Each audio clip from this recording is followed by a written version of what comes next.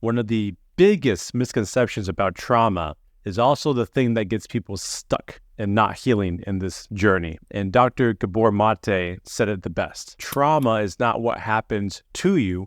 It is what happens inside you as a result of what happens to you. And so basically what he's saying is that it's not about the big traumatic events or, the 100 small things that happen to you throughout your life. It's how your nervous system reacted to the traumatic events, as well as the meaning that we created behind it, especially in childhood. And that meaning typically is something like, I am somebody that is capable of being abandoned. I am someone that is unworthy. I am someone that is unsafe in my own body. I am someone that can't express myself safely.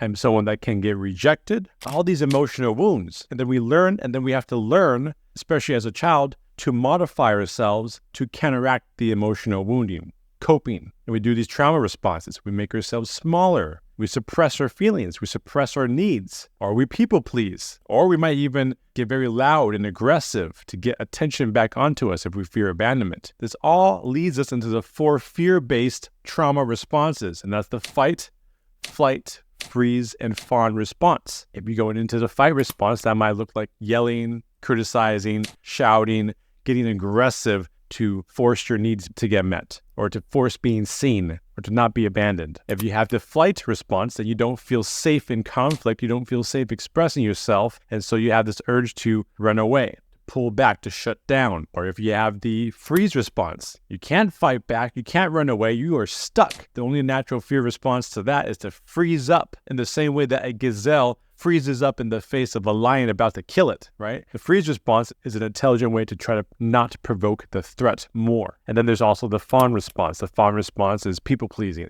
If I can just give them what they want, then I can maybe get what I want in return. Or if I can just give them what they want, then maybe they can calm down and then I can feel safer, right? It's very codependent. All these fear responses later on in life look like anxious attachment, avoidant attachment, codependency, narcissism, people pleasing. All those fear-based, trauma-based behavior personas and traits all come from these fear responses, which all come from trauma and primarily childhood trauma. But the good news is that all of this is happening inside you, and you are not a helpless child anymore. Although the nervous system is behaving like a helpless child and the beliefs are coming from the helpless child, you're not actually that helpless child as a full-grown adult right now. And so in order to begin the healing process, it's beginning to connect to that helpless child inside you, that hurt little child that was powerless, that was victimized and went through those traumas, that created all these beliefs that I'm not worthy, I'm not lovable, I can be abandoned, I can be rejected, I am unsafe, so on and so forth. That little child is still alive inside, but he can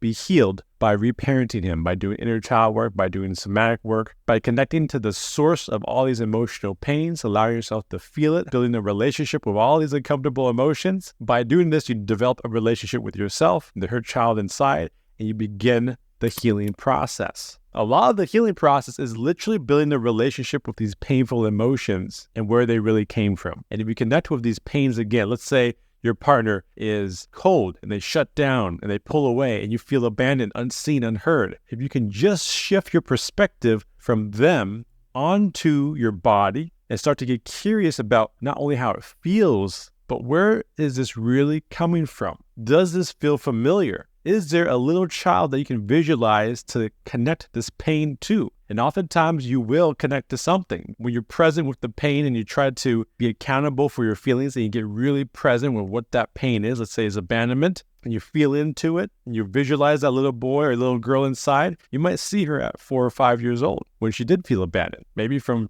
5 until 10. That's when she felt it a lot. And that's the same wound that gets fired up and triggered again today in these relationships. And that's the little girl that needs you to stop abandoning her and connect to her and feel her and help her feel seen. And in doing so, you reparent yourself and you begin to heal. And then the less you become triggered by your partner and the more you can show up authentically. And it's definitely a journey that takes a lot of practice. Facing the feelings again, being accountable, not get into the circle jerk of blaming whoever outside there, is bringing that attention into where those feelings are being felt in the body, in that little boy, little girl inside, and processing that pain and learning to help that child inside and basically reparent that hurt little child inside from yourself to yourself. The only one that can truly, genuinely create this change inside and healing inside is you, not your partner, not getting your partner to give you more of the things that you think you need. You gotta give those needs to yourself first before you ask anything from your partner. The relationship that you have with yourself is fundamentally reflected in your partner and future relationships. So if your relationships are struggling, it is an echo from your past. It is a symptom of the poor relationship that you have with yourself. You're worried about being rejected or abandoned or not being good enough from somebody else. Do you already feel that way towards yourself? Have you been abandoning yourself? Have you been rejecting yourself? Have you been doubting yourself? All of this is learned from childhood, by the way. This is not something that is real. It's only an adopted belief that you had to learn as a child. It's not actually you. And so in order to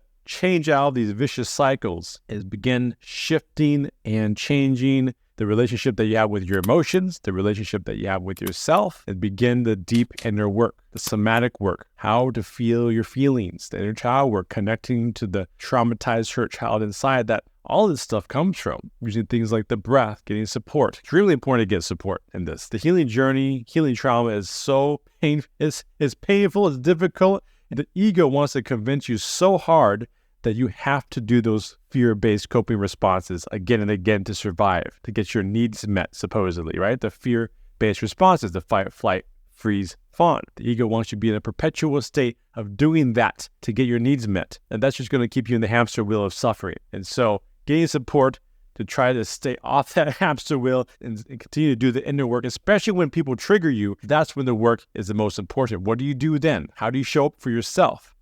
Are you going to choose to go into the same patterns that you've always done, or are you going to face what's coming up inside and own it and process it? Anyone can heal, but do you have the courage and the effort, what needs to be faced inside? Anyways, I'm Brian. Make sure to follow me on all the social platforms. I'm on Instagram, TikTok, YouTube, and Facebook.